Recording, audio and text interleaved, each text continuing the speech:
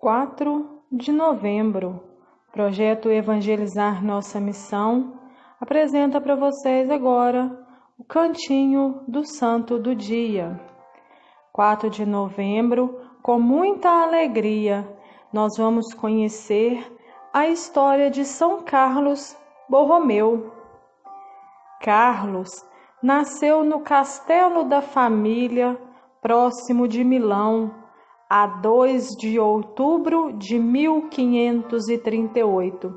O pai era Conde Gilberto Borromeu e a mãe era Margarida de Médicis, a mesma casa da nobreza de grande influência na sociedade e na igreja.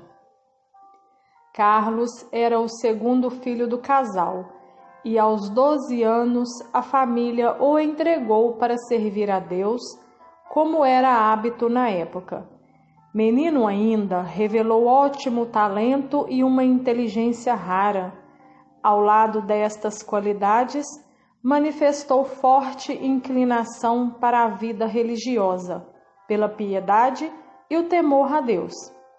Ainda criança, era seu prazer construir altares minúsculos, diante dos quais, em presença dos irmãos e companheiros de idade, imitava as funções sacerdotais que tinha observado na igreja. O amor à oração e o aborrecimento aos divertimentos profanos eram sinais mais positivos da vocação sacerdotal.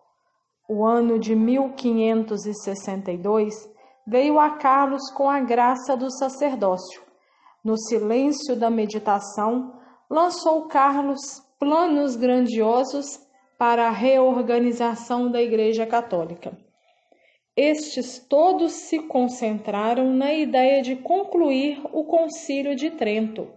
De fato, era o que a Igreja mais necessitava, como base e fundamento da renovação e consolidação da vida religiosa. Carlos, sem cessar, chamava a atenção do seu tio, que era cardeal e foi eleito papa, com o nome de Pio IV. Para esta necessidade reclamada por todos os amigos da igreja. De fato, o concílio se realizou e Carlos quis ser o primeiro a executar as ordens da nova lei, ainda que por esta obediência tivesse de deixar sua posição para ocupar outra inferior. Carlos sabia muito bem que a caridade abre os corações também à religião. Por isto, foi que grande parte de sua receita pertencia aos pobres, reservando ele para si só o indispensável. Heranças ou rendimentos que lhe vinham dos bens de família, distribuía-os entre os desvalidos. Tudo isto não aguenta comparação com as obras de caridade que o arcebispo praticou, quando em 1569 e 1570 a fome e uma epidemia semelhante à peste invadiram a cidade de Milão. Não tendo mais o que dar, pedia ele próprio esmolas para os pobres e abria assim fontes de auxílio que teriam ficado fechadas.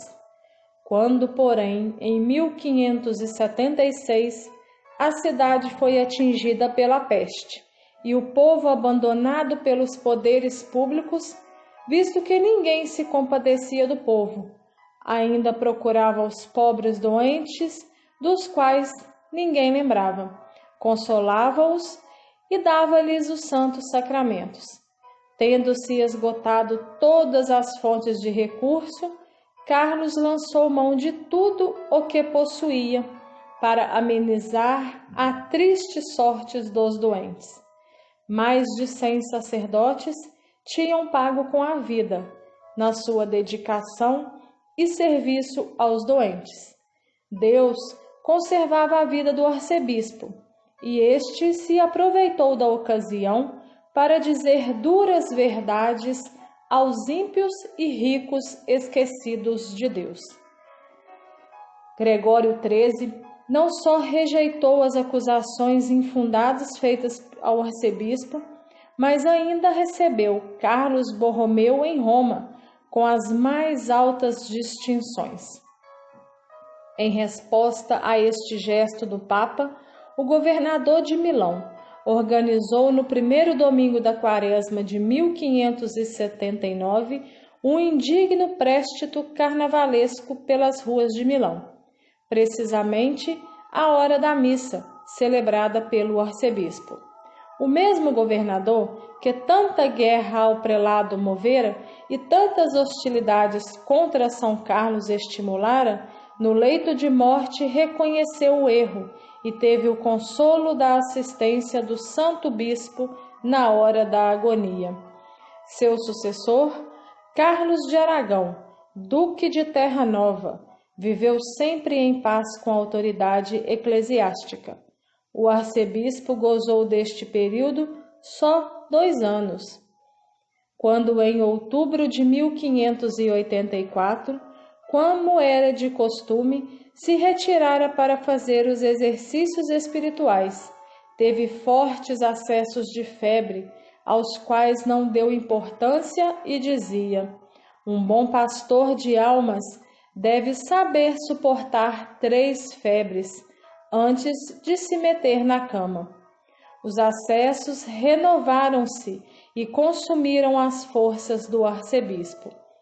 Ao receber os santos sacramentos, expirou aos 3 de novembro de 1584, feliz por ter seguido os ensinamentos de Cristo e poder se encontrar com ele de coração puro. Suas últimas palavras foram: Eis, Senhor, eu venho, vou já. São Carlos Borromeu tinha alcançado a idade de 46 anos. O Papa V canonizou-o em 1610 e fixou-lhe a festa para o dia 4 de novembro. Faremos uma breve reflexão.